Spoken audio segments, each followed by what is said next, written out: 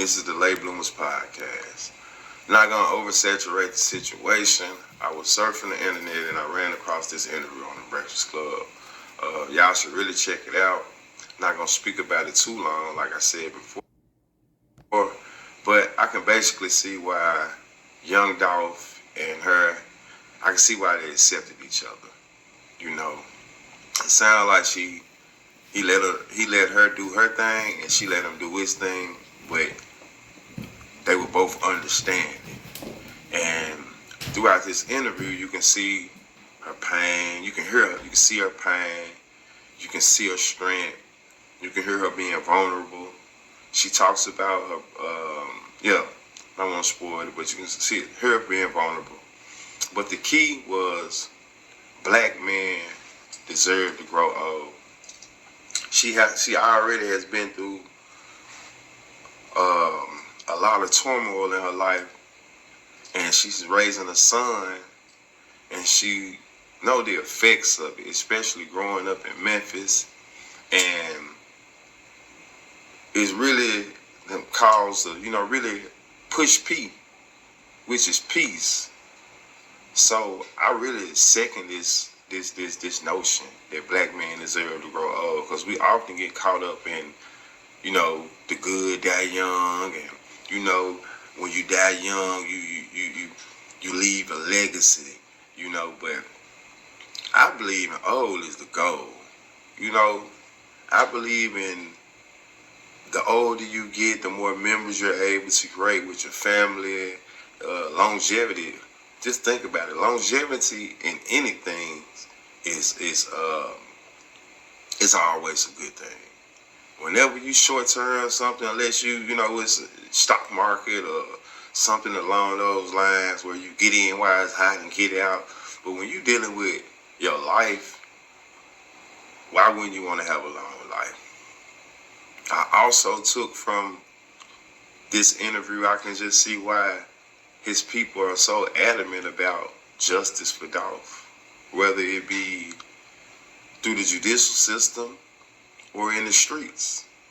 Because you took the mentor, you took a leader, you took basically a way maker, just someone who was guiding a lot of lost young men and a lot of older men.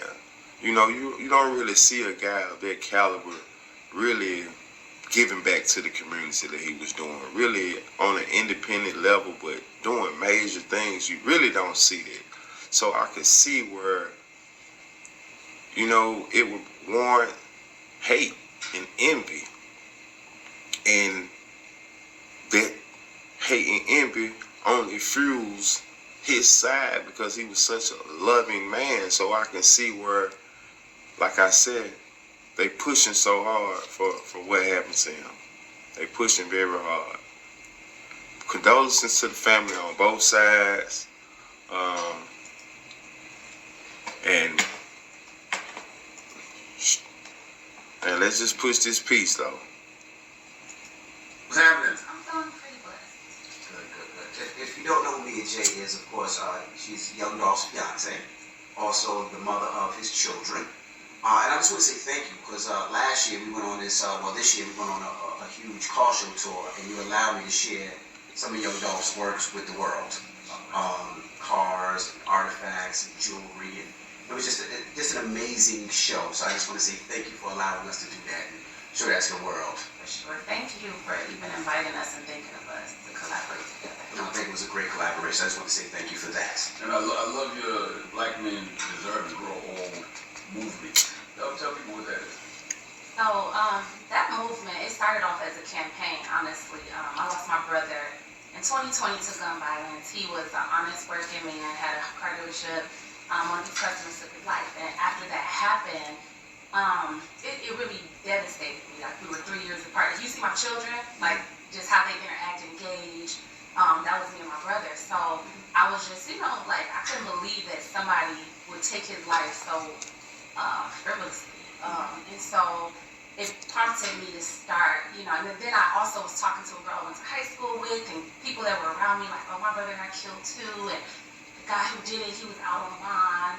he was facing attempted murder, and he took my brother's life in the process. And it was just happening so much, and we were just talking. I'm like, black men deserve to grow old. Like that is so messed up that like it's so risky. The odds be stacked against black men like they are. And so I started it as a campaign just to raise money for the families that I was talking to, like the I just want to pause for 1 second. She get it.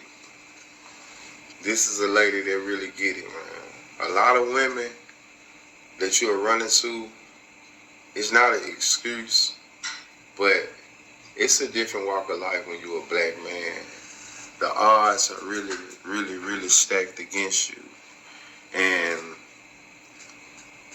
man, it really takes a strong individual to navigate and be able to be prosperous in this society, especially when you come from the inner city with all of the inner city dynamics, you know, having to get over that, having to get over your neighborhood and get over the ineffective school systems that barely teaching us, and whatever you're dealing with in your household, man, it's really designed for us to fail.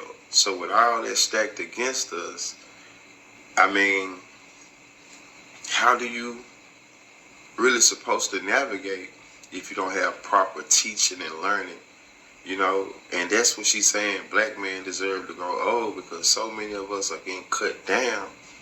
And with having a strong father, a strong leader in the household, man, that adds to a black man's life. That adds to a child's life because he has a father there who able to help him navigate. Tell him, hey, son, especially if he's a one who has been through things and has a positive outlook on life.